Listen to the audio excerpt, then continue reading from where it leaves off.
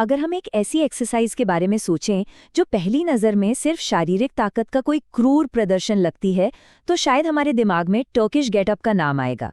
लेकिन असल में ये अपने अंदर एक बहुत ही गहरा बायोलॉजिकल रहस्य छुपाए हुए है। आज हम जमीन पर लेटकर एक भारी वजन को हवा में उठाते हुए सीधे खड़े होने की इस पूरी प्रक्रिया को डिकोड करने जा रहे हैं।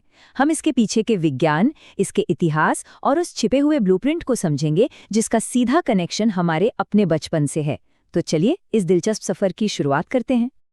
अब इस कहानी की शुरुआत कोई आज की नहीं है। अगर हम 19वीं सदी के इस मशहूर स्ट्रॉन्ग मैन हर्क्यूलिस को देखें तो वो वजन के तौर पर किसी लोहे को नहीं बल्कि एक पूरे के पूरे इंसान को उठा रहे हैं। ऐतिहासिक रूप से माना जाता है कि इस अभ्यास की शुरुआत प्राचीन ऑटोमन साम्राज्य के पहलवानों ने की थी। पुराने जमाने के स्ट्रॉन्ग मैन और पहलवान इसे अपने नए शिष्यों के लिए एक कड़े इनिशिएशन रिचुअल यानी एक तरह के दीक्षा संस्कार के रूप में इस्तेमाल करते थे। नियम बहुत सीधा था। जब तक कोई भारी वजन के साथ जमीन से उठकर पूरी तरह से खड़ा नहीं हो जाता था, तब तक उसे आगे की ट्रेनिंग बिल्कुल नहीं दी जाती थी। विंटेज एथलीट्स को भारी बारबेल बैलेंस करते हुए देखना ये साबित करता है कि इसका लक्ष्य सुनने में तो बड़ा आसान लगता है। बस एक भारी वजन को हाथ में लेकर जमीन पर लेटना है और फिर अपना संतुलन खोए बिना वापस पैरों पर खड़ा होना है। लेकिन अगर हम शरीर के मैकेनिज्म की बात करें तो ये बेहद मुश्किल काम है। ये सिर्फ कच्ची ताकत का खेल नहीं है, बल्कि इसके लिए गजब के संतुलन और जबरदस्त फोकस की जरूरत होती है। इस लिफ्ट की असली मुश्किल क्या है, ये 1932 में मशहूर एथलीट सिगमंड क्लेन के इन सटीक शब्दों से बिल्कुल साफ हो जाता है। उन्होंने कहा था, कई एथलीट्स ने इस करतब को करने की कोशिश की, लेकिन कुछ अपवादों को छोड़कर मुश्किल से ही कोई वजन को जमीन से उठा पाया। उसके साथ खड़े होने और वापस लेटने की बात तो बहुत दूर है। ये कोट अपने आप में बताता है कि उस दौर के सबसे एलीट और ताकतवर एथलीट्स के लिए भी ये कितनी बड़ी चुनौती हुआ करती थी। अब एक बड़ा ही दिलचस्प नंबर सामने आता है, 16.38। दरअसल टर्किश गेटअप को अक्सर पारंपरिक रशियन केटलबेल के साथ किया जाता है। ऐतिहासिक रूप से केटलबेल्स का इस्तेमाल बाजारों में अनाज तौलने के लिए होता था और इसे पुड POD नाम की इकाई में मापा जाता था। एक पुड का वजन ठीक 16.38 किलोग्राम होता है। आज के समय में जिम में जो 16 किलो, 24 किलो या 32 किलो के केटलबेल हम देखते हैं, वे इसी ऐतिहासिक माप प्रणाली से आते हैं। ये छोटी सी जानकारी इस लिफ्ट की रफ एंड टफ कहानी में एक और मजेदार पहलू जोड़ देती है। चलिए अब इसे आधुनिक बायोमैकेनिक्स के चश्मे से देखते हैं। टर्किश गेटअप किसी एक खास मांसपेशी को आइसोलेट या अलग नहीं करता। इसके बजाय ये पूरे के पूरे शरीर को एक साथ काम करने पर मजबूर कर देता है। वजन को स्थिर रखने के लिए कंधों और रोटेटर कफ की जबरदस्त स्टेबिलिटी चाहिए। रीढ़ की हड्डी को सुरक्षित रखने के लिए कोर और पेट के अंदरूनी दबाव यानी इंट्रा एब्डोमिनल प्रेशर की जरूरत होती है। और खड़े होने के लिए ग्लूट्स और हिप मोबिलिटी का एकदम सटीक तालमेल चाहिए। ये सारी चीजें एक साथ एक ही पल में काम कर रही होती हैं। इस जटिल तालमेल को समझने के लिए हमें मसल इरिडिएशन नाम के कंसेप्ट को समझना होगा। अगर आम बोलचाल में कहें तो ये मांसपेशियों का एक दूसरे को चीयर करने जैसा है।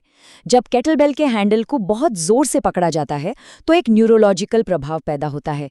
एक मांसपेशी का तनाव अपने आसपास की दूसरी मांसपेशियों को भी एक्टिवेट कर देता है। यही वजह है कि हाथों की एक मजबूत पकड़ पूरे शरीर को एक कोऑर्डिनेटेड चेन के रूप में स्थिर होने पर मजबूर कर देती है। मसल इरेडिएशन और पूरे शरीर के इस बेहतरीन जुड़ाव के कारण फिटनेस की दुनिया में एक बहुत ही रहस्यमयी चीज़ देखने को मिलती है, जिसे लोग the what the hell effect या WTH इफेक्ट कहते हैं। कई लोगों का अनुभव रहा है कि जब वो सिर्फ टर्किश गेटअप की प्रैक्टिस करते हैं तो बिल्कुल चमत्कारिक रूप से उनके पुलअप्स, पुशअप्स और शरीर की सामान्य मोबिलिटी में सुधार आ जाता है।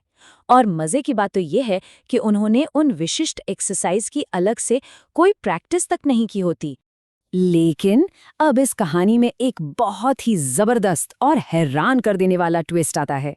अगर हम जरा सोचें, इस बेहद थका देने वाली, पसीने छुड़ाने वाली माचो स्ट्रॉन्गमैन लिफ्ट का एक 6 महीने के छोटे नाजुक से बच्चे के साथ क्या लेना देना हो सकता है? ये एक ऐसा सवाल है जो इस अभ्यास को सिर्फ एक साधारण वर्कआउट से उठाकर सीधे विज्ञान और मानव विकास के जादू के साथ जोड़ देता है। इस दिलचस्प सवाल का जवाब हमें डेवलपमेंटल काइनेसियोलॉजी यानी विकासात्मक शरीर विज्ञान में मिलता है। जाने माने विशेषज्ञ पावेल कोलार का ये कोट अपने आप में बहुत कुछ कह देता है। हर विकासात्मक स्थिति एक व्यायाम की स्थिति है। इसका सीधा सा मतलब यह है कि टर्किश गेटअप का असली रहस्य उस तरीके में छुपा है जैसे एक इंसान का बच्चा जिंदगी में पहली बार गुरुत्वाकर्षण यानी ग्रेविटी के खिलाफ हिलना डुलना और खुद को संभालना सीखता है। अगर हम मानव जीवन के पहले साल में मोटर विकास के इस कालक्रम को देखें तो ये बेहद आकर्षक है। 3 महीने में पीठ के बल लेटना, 4 महीने में करवट लेना, 7 से 8 महीने में तिरछा बैठना जिसे ऑब्लिक सिट कहते हैं, 8-9 महीने में ट्राइपॉड पोजीशन और 12 से 14 महीने में सीधा खड़ा होना। अगर ध्यान दिया जाए तो ये कोई सामान्य टाइमलाइन नहीं है, ये हूबहू टर्किश गेटअप लिफ्ट का एग्जैक्ट ब्लूप्रिंट है। आइए इसके शुरुआती फेज को समझते हैं। 3 से 4 महीने का एक नन्हा शिशु सबसे पहले अपनी पीठ के बल लेटकर पेट के अंदर एक स्टेबिलिटी बनाना सीखता है। फिर वो अपने शरीर के एक ही तरफ के अंगों का इस्तेमाल करके करवट लेता है।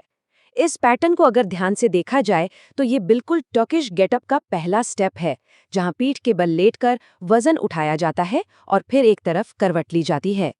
और ये तुलना इस बात को बिल्कुल साफ कर देती है। बाईं ओर एक अडल्ट अपनी कोहनी के सहारे कैटलबेल को बैलेंस कर रहा है और दाईं ओर एक 4 महीने का बच्चा ठीक वैसी ही शारीरिक स्थिति में है। दोनों एक ही बायोमैकेनिकल सीक्वेंस का प्रदर्शन कर रहे हैं। यहाँ वजन उठाने वाला इंसान अनजाने में अपने अंदर के उसी 4 महीने के बच्चे की हरकतों को दोहरा रहा है। इसके बाद आता है विकास का अगला अहम पड़ाव, ऑब्लिक सिट या तिरछा बैठना, जो आमतौर पर 7 से 8 महीने के शिशु में देखा जाता है। इस अवस्था में शिशु अपने ऊपरी शरीर का उपयोग करके अपने निचले शरीर को मुक्त करता है। यहाँ शरीर के आर पार एक क्रॉस बॉडी स्टेबलाइजेशन पैटर्न स्थापित होता है। शिशु अपनी कोहनी के सहारे खुद को ऊपर उठाता है और दुनिया को बिल्कुल एक नए नजरिए से देखना शुरू करता है। जैसे जैसे शिशु थोड़ा और बढ़ता है, वो कोहनी से आगे बढ़कर अपनी हथेली के सहारे बैठना सीखता है। कोहनी से हथेली तक का ये शिफ्ट बहुत ही महत्वपूर्ण है। इसके लिए कंधों की स्थिरता और कोर के इंटीग्रेशन की बहुत ज़्यादा ज़रूरत होती है। टर्किश गेटअप में भी ये फेज बिल्कुल ऐसा ही होता है, जिसे टॉल सेट पोर्शन कहा जाता है, जहां एथलीट अपनी हथेली पर अपना पूरा वजन डालता है। यहाँ ये साफ तौर पर देखा जा सकता है। एक तरफ वो विंटेज स्ट्रॉन्गमैन है और दूसरी तरफ वो नन्हा सा शिशु। दोनों की पोजीशन बिल्कुल एक जैसी है। गुरुत्वाकर्षण और लीवरेज की जिस जटिल समस्या को वो ग्रोइंग शिशु हल करने की कोशिश कर रहा है, ठीक उसी बायोमैकेनिकल समस्या को वो स्ट्रॉन्गमैन उस भारी केटलबेल के साथ हल कर रहा है। दोनों का शरीर मानो एक ही भाषा बोल रहा हो। हथेली पर बैठने के बाद जो फेज आता है उसे ट्राइपॉड कहते हैं। यहाँ एथलीट और बच्चा दोनों एक कॉन्ट्रालेटरल पैटर्न का इस्तेमाल कर रहे हैं, यानी विपरीत हाथ और पैर का एक साथ उपयोग। यह वो अवस्था है जहां कूल्हों और पैरों को भविष्य में सीधे खड़े होने के लिए तैयार किया जा रहा है। शरीर खुद को 3 बिंदुओं पर संतुलित करता है, ठीक एक कैमरे के ट्राइपॉड की तरह। और आखिरकार आता है इस पूरे सीक्वेंस का क्लाइमैक्स, सीधा खड़ा होना। 12 से 14 महीने का शिशु जब पहली बार बिना सहारे के अपने पैरों पर सीधा खड़ा होता है, तो वो उसी सटीक सीक्वेंस को पूरा करता है जिसका उपयोग एक एथलीट केटलबेल को अपने सिर के ऊपर लॉक करके सीधा खड़े होने के लिए करता है। ये 2 पैरों पर चलने की हमारी प्राकृतिक क्षमता की अंतिम विजय है। तो इन सब चीज़ों का लबोलुबाब क्या है? सबसे अहम बात यह है कि टर्किश गेटअप सिर्फ कुछ किलो का भारी वजन उठाने की कोई कसरत नहीं है। ये एक इंसान की तरह सही ढंग से चलना, याद करने की प्रक्रिया है। जब कोई एडल्ट इस एक्सरसाइज को करता है तो उसका शरीर उन सभी न्यूरो डेवलपमेंटल यानी तंत्रिका और विकास के उन पुराने रास्तों को फिर से ट्रेस करता है, जिनका इस्तेमाल करके उसने जीवन में पहली बार चलना सीखा था। इस पूरी चर्चा के बाद एक बहुत ही गहरा और सोचने वाला सवाल जहन में आता है। अगर हमारी सबसे ताकतवर लिफ्ट्स और व्यायाम केवल हमारे बचपन की भूली हुई मूल प्रवृत्तियां और इंस्टिंक्ट्स हैं, तो ऐसे और कौन से प्राकृतिक मूवमेंट हैं जिन्हें हमारा आज का ये आधुनिक शरीर फिर से खोजने का इंतजार कर रहा है? ये वाकई में सोचने वाली बात है। आज के इस एक्सप्लेनर में शामिल होने के लिए बहुत बहुत धन्यवाद।